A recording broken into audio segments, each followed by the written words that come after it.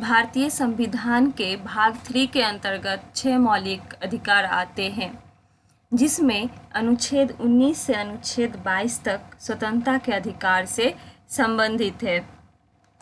आज के इस वीडियो में हम बात करेंगे अनुच्छेद 20 के बारे में, जो कि अपराधों की दोष सिद्धि के विरुद्ध संरक्षण से संबंधित है।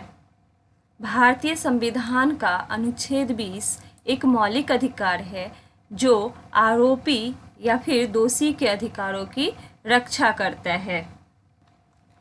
भारतीय संविधान के अनुच्छेद 20 में 3 खंड है।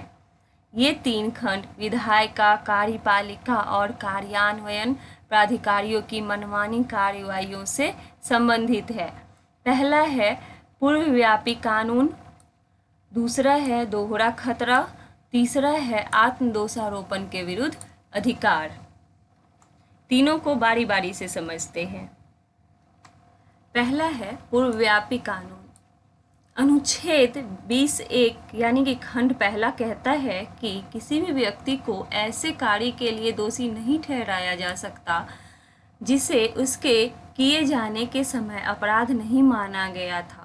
यह आपराधिक कानूनों को पूर्वव्यापी रूप से लागू करने पर रोक लगाता है और व्यक्तियों को राज्य की मनमानी कार्रवाइयों से बचाता है। मतलब किसी व्यक्ति पर उन कानूनों के तहत मुकदमा नहीं चलाया जा सकता है और उन्हें दोषी नहीं ठहराया जा सकता है जो अपराध के समय अस्तित्व में नहीं थे, ना ही उसे अपराध के समय मौजूद कानून से अधिक सजा दी जा सकती है। पूर्वव्यापी कानून को एक एग्जाम्पल के थ्रू समझते हैं। मान लीजिए कि कोई व्यक्ति कोई कार्य करता है जो कि जिस टाइम वो कार्य करता है उस टाइम कानून के हिसाब से वैध है और उस टाइम उसको अपराध नहीं घोषित किया जाता है, लेकिन कुछ साल बाद कोई कानून पारित किया गया जो कि उस कार्य को एक आपराधिक अपराध बनाता है और उस व्यक्ति को जो पहले वो काम किया था उस टाइम वैध था, उस काम के लिए दंडित करने का प्रावधान करता है। या फिर पहले जो सजा निर्धारित की गई है किसी अपराध के लिए, मान लीजिए कि 7 साल की कैद की सजा दी गई है और उसको बढ़ाकर आजीवन कारावास कर दिया जाता है, तो ये जो एग्जाम्पल्स हैं ये पूर्वव्यापी कानून के हैं जिन्हें न्याय के हितों के खिलाफ माना जाता है।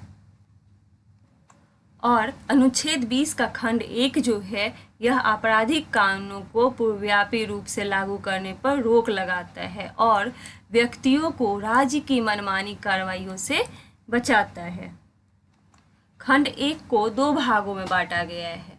पहला भाग किसी व्यक्ति को ऐसे कार्य के लिए दोषी ठहराए जाने से बचाता है जिसे किए जाने पर लागू किसी भी कानून द्वारा अपराध नहीं माना गया था।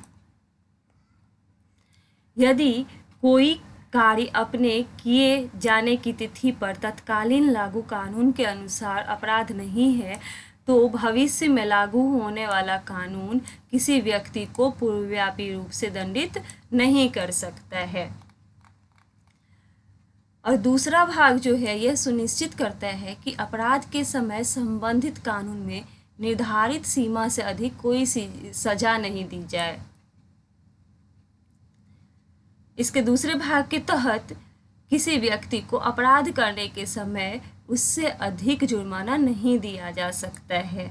मतलब अपराध करने के टाइम जो जुर्माना होगा उससे ज़्यादा जुर्माना नहीं दिया जा सकता है। अब किसी व्यक्ति को अगर अनुच्छेद 20 के खंड 1 के तहत सुरक्षा प्राप्त करना है तो निम्नलिखित शर्तों को पूरा करना होगा, जैसे कि उस पर किसी अपराध का आरोप होना चाहिए, अभियुक्त ने ऐसा कोई कृत्य नहीं किया होगा जिससे उस कानून का उल्लंघन हुआ हो जो कृत्य के समय लागू था। यह सुनिश्चित करता है कि अभियुक्त को उस कार्य के लिए दंडित नहीं किया गया है जो उस कार्य के समय वैध था और जुर्माना उस दंड से अधिक नहीं होना चाहिए जो अपराध के समय लागू कानून के तहत दिया गया हो। हालांकि अगर ट्रायल अवधि के दौरान किसी अपराध के लिए सज़ा कम कर दी जाती है तो आरोपी को कम सज़ा का लाभ मिल सकता है, लेकिन दंड ज़्यादा नहीं होना चाहिए। अब दूसरा खंड है दोहरा खतरा। अनुच्छेद 20 के खंड 2 में व्यक्तियों को एक ही अपराध के लिए कई बार मुकदमा चलाने और दंडित होने से बचाता है। इसे दोहरे खतरे से सुरक्षा के रूप में भी जाना जाता है। यह गारंटी देता है कि किसी व्यक्ति को एक ही अपराध के लिए 2 बार दंडित नहीं किया जा सकता है। भारत में केवल उस अपराध के लिए दोबारा मुकदमा चलाए जाने या दंडित किए जाने के खिलाफ सुरक्षा उपलब्ध है जिसके लिए किसी व्यक्ति को पहले ही दोषी ठहराया जा चुका है, लेकिन यह बरी होने के बाद दोबारा मुकदमा चलाए जाने के खिलाफ सुरक्षा नहीं देता है। मतलब खंड 2 को लागू करने के लिए मुकदमा और सज़ा जो है दोनों एक साथ होनी चाहिए। यदि मुकदमा हुआ लेकिन कोई सज़ा नहीं हुई तो अनुच्छेद 20 का जो खंड 2 है इसका संरक्षण लागू नहीं होता है और व्यक्ति पर उसी अपराध के लिए दोबारा मुकदमा चलाया जा सकता है। इसके अलावा यदि तथ्यों का एक ही सेट 2 अलग अलग कानूनों के तहत अपराध बनता है तो दोहरे खतरे पर रोक नहीं है। जैसा कि बिहार राज्य बनाम मुराद अली खान, ये 1988 का केस है। इसके मामले में सर्वोच्च न्यायालय ने देखा यदि 2 अलग अलग अधिनियमों के तहत अलग अलग सामग्री वाले 2 अलग और अलग अपराध है तो दोहरी सजा वर्जित नहीं है। इसका तीसरा खंड जो है यह आत्मदोषारोपण के विरुद्ध अधिकार से संबंधित है। खंड 3 आत्मदोषारोपण के विरुद्ध सुरक्षा प्रदान करता है। इसमें कहा गया है कि अपराध के आरोपी किसी भी व्यक्ति को अपने खिलाफ गवाह बनने के लिए मजबूर नहीं किया जा सकता है।